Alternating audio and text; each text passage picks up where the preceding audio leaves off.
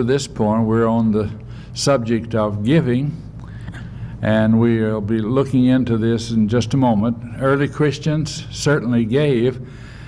God taught his people way back in the Old Testament to give. Actually, the Old Testament was for the purpose of bringing people to Christ. Wherefore then serveth the law? The writer asks, it was given because of transgression until the seed, that is, until Christ came. It was a schoolmaster to bring them to Christ, to prepare those people for the coming of the Lord and for the church and for the kind of worship and life and all of that we should live as Christians. And so we look back to the Old Testament, what God taught with regard to giving in that connection. Not that we give like they did. There are differences, certainly, but God, the way that God deals with mankind is clearly outlined in the Old Testament, and we need to see it and understand the attitudes that God has behind the various laws that he has given. We have one more lesson in this series. Next week's lesson is on the subject of reverence in worship. In all that we do, we certainly need to have reverence toward God. We need to have the right kind of attitude. We talk about, as we generally, each Sunday, the statement is made somewhere along the way that we're to worship God, how? In spirit and in truth. It's important to worship in truth. No matter what kind of attitude we have, if we're not worshiping according to truth, it'll not be acceptable in the sight of God. But on the other hand, we can worship according to what the Lord commands, far as truth is concerned. That is, that we use the right kind of things on the Lord's table, that we have the right kind of music, that we have a cappella music and various things. But if we don't have the right kind of spirit, we're to worship God in spirit and in truth, and part of that spirit is a spirit of reverence toward him. Jesus, when he taught them how to pray, he said, pray, our Father which art in heaven, what? Hallowed. That means that they are to give reverence to God. It is to be regarded as, God is to be regarded as holy. His name is holy. And everything about our worship should be with the right kind of attitude, with reverence toward God. But now getting back to the matter of our giving, as we look to this passage, we find it saying, now all who believe were together and had all things in common. This is, of course, the second chapter of the book of Acts. What had just happened in the second chapter of the book of Acts? The church had been established. You'd be surprised how many people don't know when the church was established. They have no idea what day it was established on or where to look in the Bible to find it. Someone has called the second chapter of the book of Acts the hub of the Bible.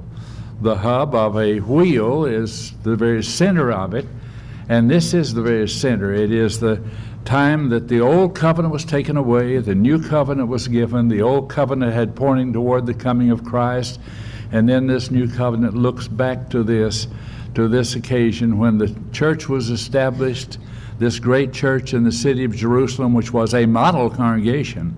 We look back to it to see how they did things, because they were doing things that they were guided to do by apostolic direction and by apostolic example and the inspiration of the Holy Spirit.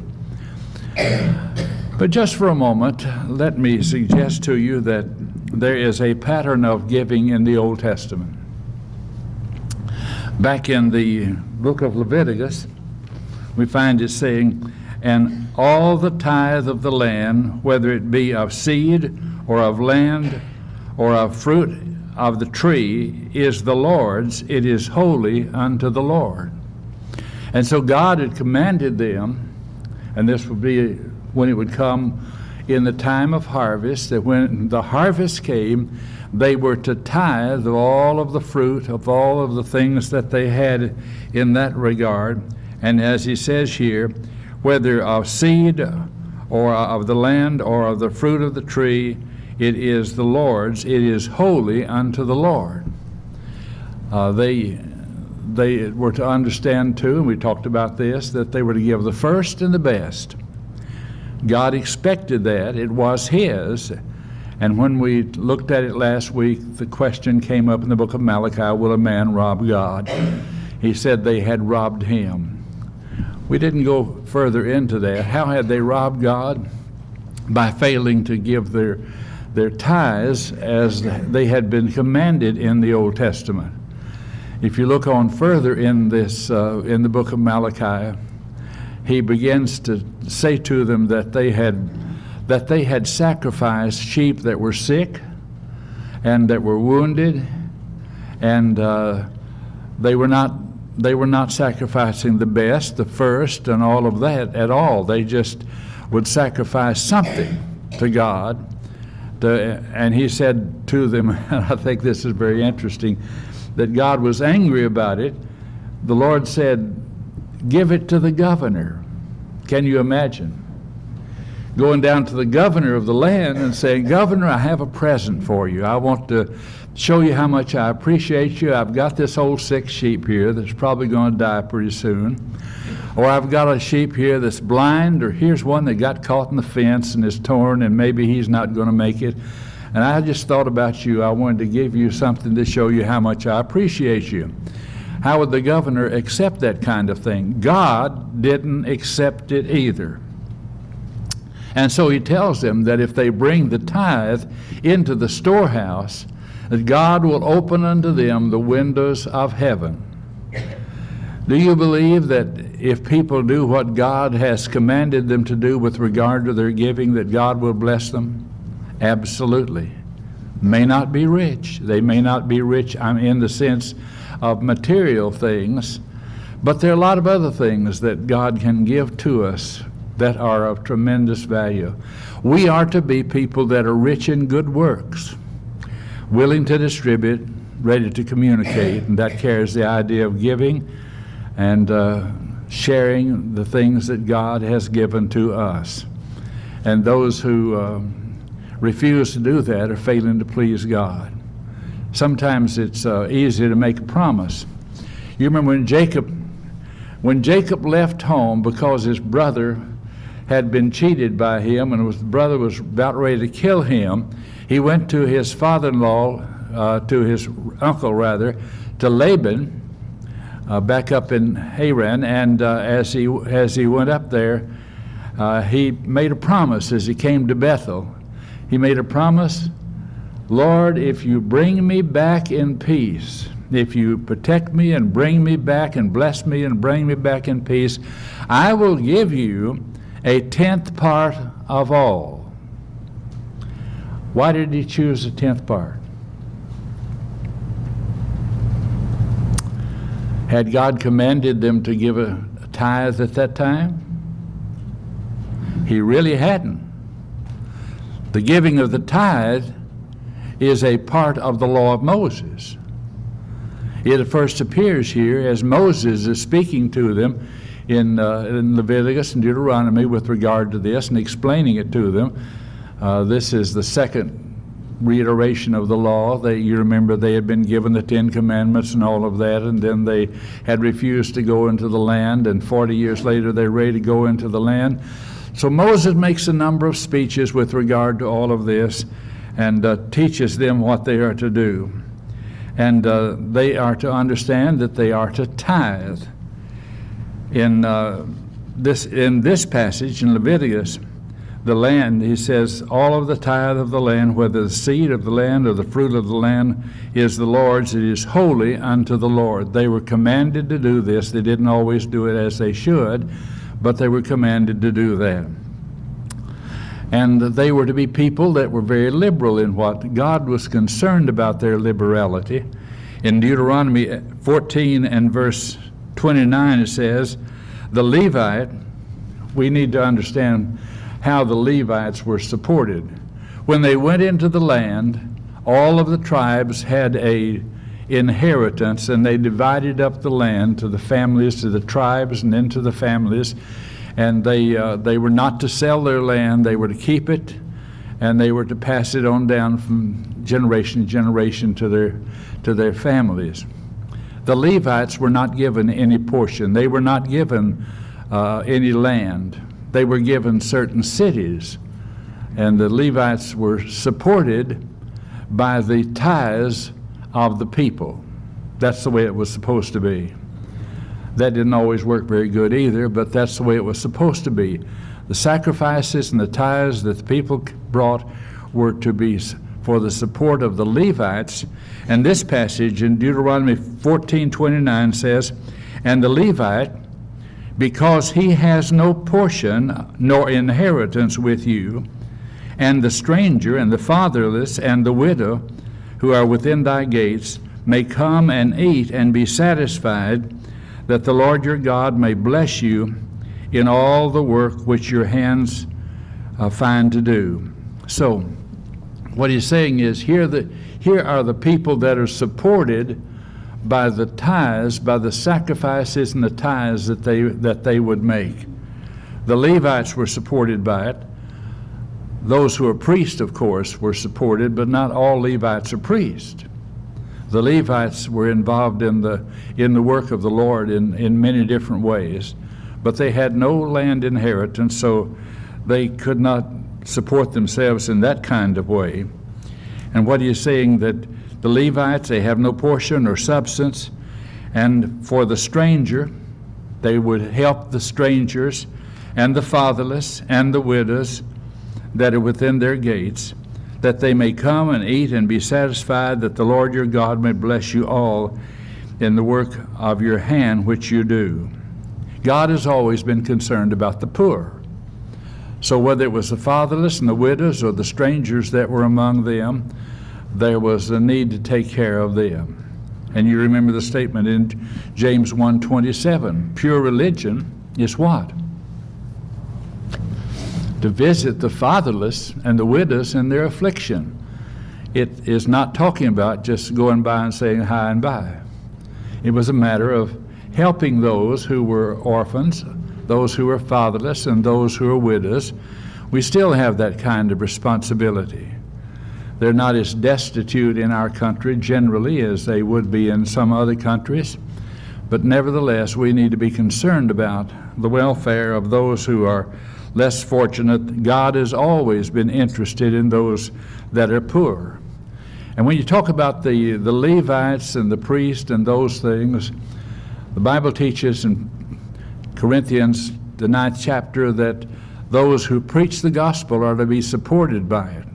Our School of Preaching students give up employment and come to the School of Preaching for 2 years, and we make appeals on their behalf to help to support their families while they're studying, while they're preparing to preach the gospel, and that certainly is something that we ought to do. It is good work. But it's the same kind of thing. They that preach the gospel have the responsibility of that kind of work, and the Bible teaches that, in fact, Paul uses the illustration that you're not to muzzle the ox that treadeth out the corn. And then he says, was God concerned about the ox? He's really teaching them to give is what it was all about. Give and to support the work of the Lord. So when he says that God commanded them not to muzzle the ox, he's not suggesting that preachers are like oxes. Maybe they're dumb sometimes about certain things, but that's not the thing. It's the fact that here the ox is working, and he has a hard job to do. I don't know whether you've been around the ox very much or not, but I remember when I was in India, right outside my window, I did not need an alarm clock. Every morning there was an ox that slept outside my window, had a bell on. When daylight came, I could hear his little bell ringing like everything, because somebody came to feed the ox. The ox worked hard, and he deserved the food. When he got fed, it woke me up, and I always admired the strength of that enormous beast. And they would come and bring breakfast to me too. But I'll never forget that. The ox is a hard-working beast, but we are to support and we are to feed our animals. And whether you're a farmer or whatever it is. You can tell a great deal about people with regard to how they treat the animals that they have. So we are to support those who are widows and orphans, keep ourselves unspotted from the world. Galatians 6:10 says, as we have opportunity, let us do good unto all men, especially to who? Them which are of the household of faith. We can't feed the entire world. We can help as many as we're able to do, but we have a special responsibility toward our brethren, toward those that are poor, toward those that are fatherless, and toward those that are less fortunate in whatever way it may be. So we're commanded to give. Some people have the attitude, well, if I give, I will starve. I will be poor if I give like the Lord commands me to give. The Bible teaches that God will bless us. There is a statement in Luke chapter 6 and verse 38. It says, give, and it shall be given to you. Good measure, pressed down, shaken together, and running over, shall men give into your bosom. For with the same measure you meet, it shall be measured unto you again. And remember what Paul wrote with regard to this. He made the statement that we are to give bountifully, we will receive bountifully. If we give sparingly, we'll receive sparingly. God's going to bless us. He'll bless us materially and spiritually. But it's not just a matter of giving in order to be given to, but in order to please God. The right kind of attitude should be ours. All right, moving on in this. Early Christians were giving. They were people that were commanded to give, and they did. All that believed were together and had all things in common, and sold their possessions and goods, and divided them among all as anyone had need. Did they have to sell their possessions and goods? They didn't have to do this. This just expresses a wonderful attitude on their part. There were great numbers of people that were there on Pentecost. They had been there from the Passover. 50 days later, they were still there for the day on Pentecost. They didn't have any idea the church was going to be established, and it was such a wonderful thing. Many of them continued to stay and to study and to become grounded in the faith. And so here was the need. They had outlived their money as far as this particular trip was concerned. And so there was distribution among their widows and among those who were in need. And this is what this is saying, that they sold their possessions and goods, divided them. Dropping down into the next part, the 4th chapter, verse 32, it said, the multitude of them that believed were of one heart and one soul. Neither said any of them that aught of the things that he possessed were his own, but they had all things common. And with great power gave the apostles witness of the resurrection of the Lord Jesus, and gave grace, and great grace was upon them all. Reading on into verse 34 and 5.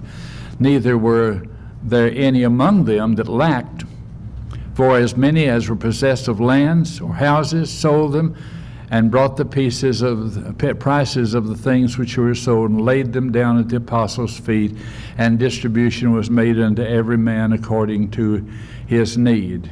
That's with regard to what they're doing. Now there was a man and woman who wanted the praise for doing this kind of thing, but they really didn't want to make that much sacrifice. So they sold a piece of ground, and they brought it and laid it at the apostles' feet, but they implied that it was more than it was. Who were these two people? Ananias and Sapphira. And what happened to Ananias and Sapphira? They were struck dead. Now that's a miracle, isn't it? To teach a great lesson. There are all kinds of miracle workers, and they'll have tent meetings and other kind of meetings and ask people to come forward and to be healed, to receive sight, to have all kinds of healing. I haven't ever heard of one that said, well, we're going to have a great meeting, we're going to work some miracles, and we're going to strike a few people dead. It caused great fear to come upon the church, and the church continued to grow after that. But it teaches a lesson. These are two people that deliberately lied. Peter said, you've not lied to men. You have lied to God. You've lied to the Holy Spirit. That's the seriousness of it. All right.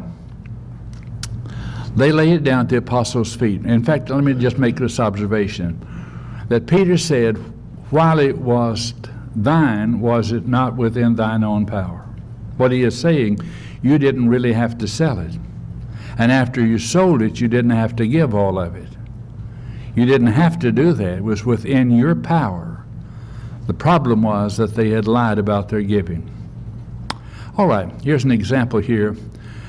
And Jos, who was by the apostle surnamed Barnabas, which is being interpreted son of consolation, a Levite of the country of Cyprus, having land, sold it, and brought the money and laid it at the apostles' feet. Here's a good man. Why do you think they changed his name?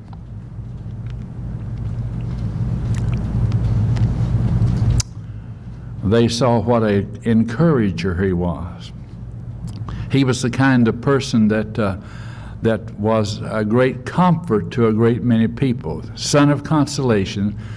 So they just gave him this new name, Barnabas, something that really fit the kind of we need people like that, though, don't we? We need people who are encouragers and comforters and who are sympathetic and are willing to help others.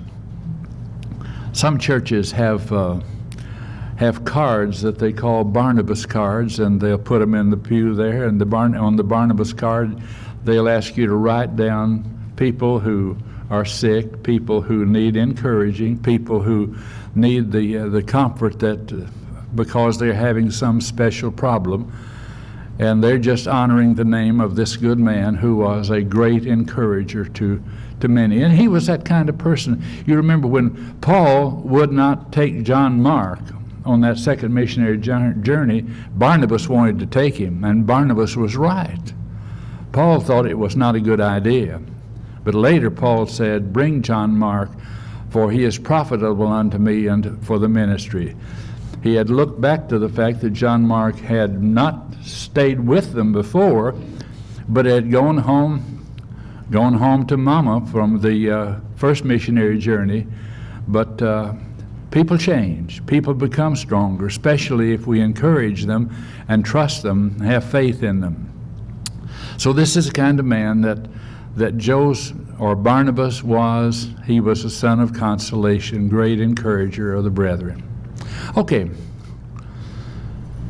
I believe I hit the wrong button. We're going the wrong direction here. They gave willingly.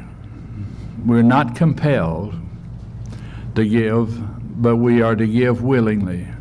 Moreover, brethren, we make known to you the grace of God bestowed upon the churches of Macedonia, that in a great trial of affliction, the abundance of their joy, their deep poverty abounded in the riches of their liberality. There was a problem with the church at Jerusalem now, at this particular point, and in Judea. Remember, they had sold their possessions and goods, and they had parted them to others, and there was a time when the church was growing so much there, and there was great need from that kind of standpoint, because so many Christians were away from home, had run out of money kind of situation for various reasons. They were in need. And now there is a famine throughout all of the world.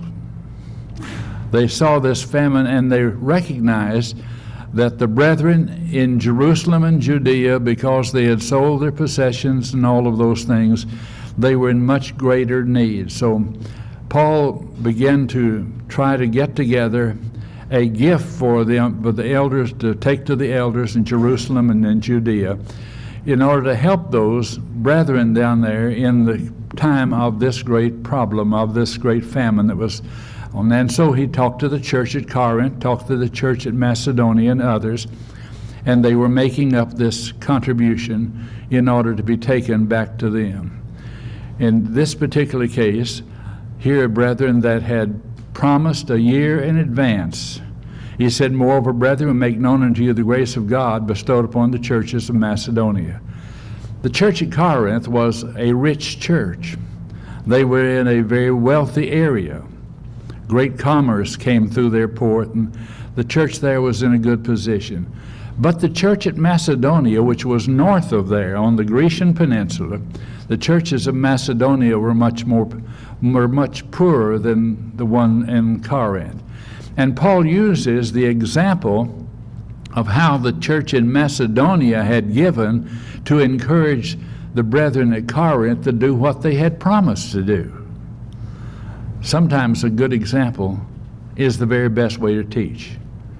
And that's what Peter says when he says Christ is our example. We need a good example.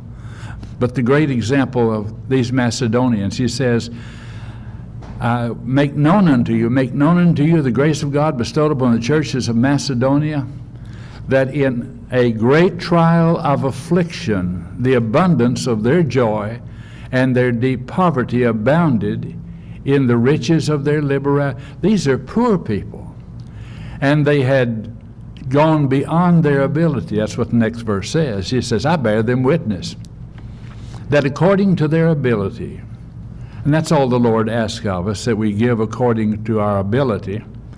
But he says, according to their ability, yes, and beyond their ability, they were freely willing, imploring us with much entreaty that we would receive the gift and the fellowship of the ministry of the saints.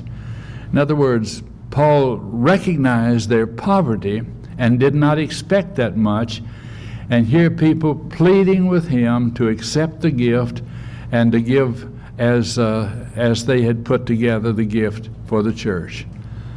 There are a few times that people go way beyond in the Bible. You remember when the people were building the tabernacle, and they sent out the request for things to be given in order to build the tabernacle. The people of Israel gave so much that Moses had to send out the message that you need to stop giving. You've already given too much. And that hadn't happened very often, but that's one example. In this particular case, out of their deep poverty, beyond their ability, and they were pleading, urging us, imploring us with much urgency that we would receive the gift and the fellowship of the ministering of the saints.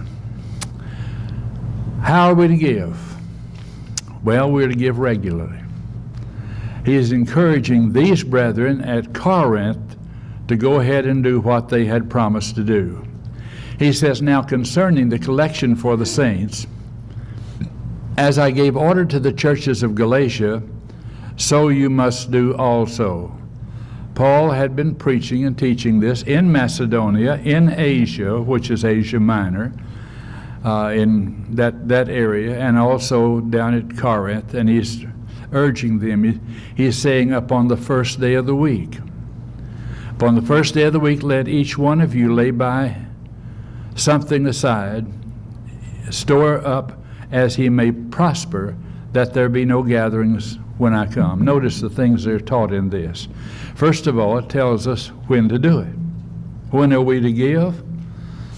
Are we to take up a collection every time we come together?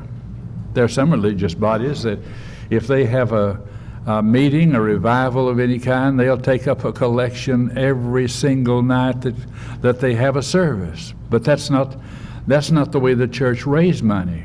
Or they would have pie suppers and cake walks, and they would go out and beg the neighbors and friends throughout the area that were not members of their church to give. The church needs to support its own work. We need to support our own work. I remember, and this taught me a great lesson, when I left Florida many, many years ago to go back to Alabama to preach. I was just 24 years old, and I was put on the radio station there, daily on radio, on WHOS. The brethren had been on radio there at that time for about 22 or 23 years and had never asked for contributions from anybody in the community. Brethren just support their own work. I couldn't help but get on the radio and tell everybody that we're glad you're listening. Don't send us any money. We support our own work. That sounds strange in the ears of a lot of people, but that's the way it ought to be. Christians should support their work. And in this case, how are they to do it? Upon the first day of the week. That's when they're to give. Upon the first day of the week. And who's to give? Let each one of you. Should the poor people give? Should those who have very little give? Think about that widow's mite. Jesus said, and he commended her for this. He said, she hath given more than they all. But he didn't rush up. A lot of us would have rushed up and say to that poor widow, you don't need to give. The Lord doesn't need your money. You need it worse than the church needs it. No. She gave her widow's mite, which was such a small, but it was all that she had. Does that mean that she's going to starve that week? I don't think so. I think the Lord takes care of his own. And the Lord commended her and stopped the thing and told his disciples and was teaching a lesson to these disciples on the subject of giving and commending this good lady. So upon the first day of the week is the time. Who's to give? Each one. I've been in churches where there are people who say, well, our giving here isn't what it ought to be, but we have a lot of poor widows here. And my observation is the poor widows do very well. I'm talking about the poor widows give very well. It's the stingy people that have a lot of money that don't give like they ought to. In many, many cases. Not all the time, certainly. But we ought not to hide behind the poor widows. On the first day of the week, let each one of you do what? They're to give. Lay by something aside, and storing it up that he may prosper, that there be no gatherings when I come, no collections. So it's a matter of doing it in the right way. Getting on toward the close of the book of Corinthians, you find it says with regard to these things, let all things be done decently and in order. We need to be orderly about what we do. That's why the church publishes a budget. And that's why they publish with regard to our giving. This congregation has been an extraordinarily good congregation at meeting every financial need that the elders have faced. And you are to be commended for that. That's not meaning that we're doing all that we possibly can, but I believe that we need to give honor to whom honor is due. And the church has, across the years, been very, very generous, doing the things that they do. And when there are needs that arise, the elders send help to those various areas and also are able to carry out in a good way the responsibilities that the Lord's church has. Okay. Contentment is involved. All people want to be happy, want to be content. And this passage says, now godliness with contentment is great gain. Gain generally is looked at from the standpoint of our bank statement. You know, we look at how much we're worth on paper, and a lot of people feel like the only way I can be content is to have a lot of money in my account or a lot of material resources. And Paul's beginning to say that godliness, that's the important thing. Godliness with contentment is great gain. For we brought nothing into this world, and it is certain we can carry nothing out. Someone has observed that Hearses don't have any U-Haul trailers behind them. A lot of people like to take it with them, wouldn't they? I mean, they act like they could take it with them, but nobody can take it with them. We brought nothing into the world, and we can carry nothing out. Job said, with regard, naked came I into this world. That's the way all of us come into the world. And he said, naked while I go. Think about the great possessions that Job had. He had all of these thousands and thousands of animals and servants and family and everything wonderful, all taken away in one day. But at the end, after he had been faithful, all of that, he had twice as much as he had before. But he's still going to leave this world with nothing. And that's the way all of us. We talk about our this and our that and our something else. And it's really not ours. It's only ours to use for a certain period of time. You have a deed to your house, but it'll belong to somebody else before you know it. That's true with regard to everything we have. It will belong to somebody else. We only have a deed that lets us use it for a short period of time. So he goes ahead to say, having food and clothing, with these we shall be content.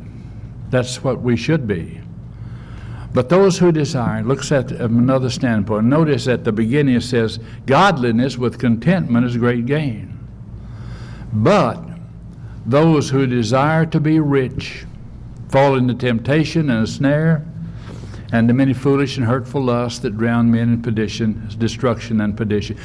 Here are people that want to be rich so desperately it makes them unhappy. They're miserably unhappy.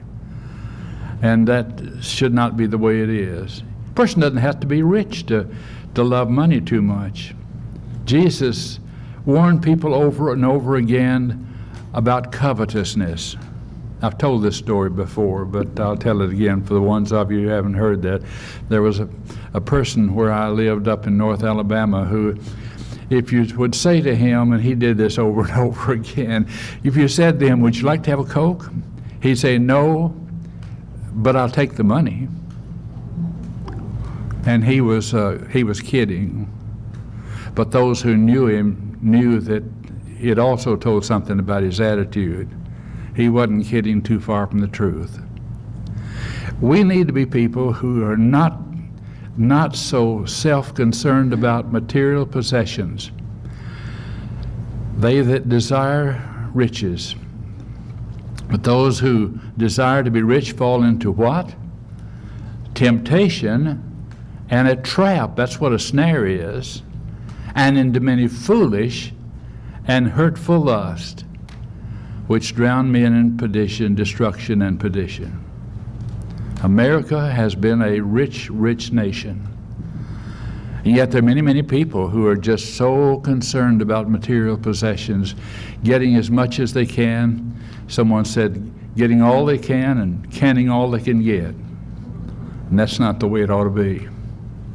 So he goes ahead in verse 10 and says, for the love of money is a root of all kinds of evil, which some have strayed from the faith in their greediness and pierced themselves through with many sorrows. Are the people who love money, the people who are rich or trying to be rich, are they the happiest people in the world? It's the person who has godliness with contentment. The person who has godliness with contentment that's happy. And if he has little or if he has much, has the right kind of attitude toward it. Looking on in this same chapter of 1 Timothy chapter 6, Paul says, charge them that are rich in this world's goods.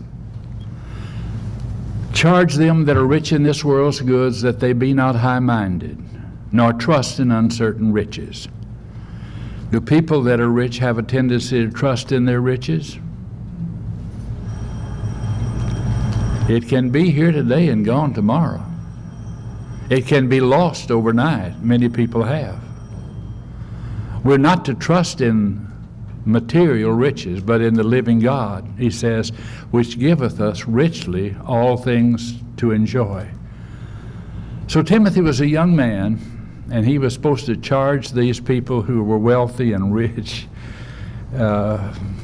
not to trust in uncertain riches. Sometimes it's hard to tell the people that are rich and powerful what they need to do and what they need to know, because they are high-minded in many, many cases. It's unusual to find someone who is a great person, a very wealthy person, who is humble, but they need to be humble. And they need not to trust in uncertain riches, but in what? But in the living God. Godliness with contentment. If one wants to really be happy, don't love money, love God. Lay up treasures in heaven, where moth and rust doth not corrupt. Well, we'll stop at this point, and we'll continue with our study next week.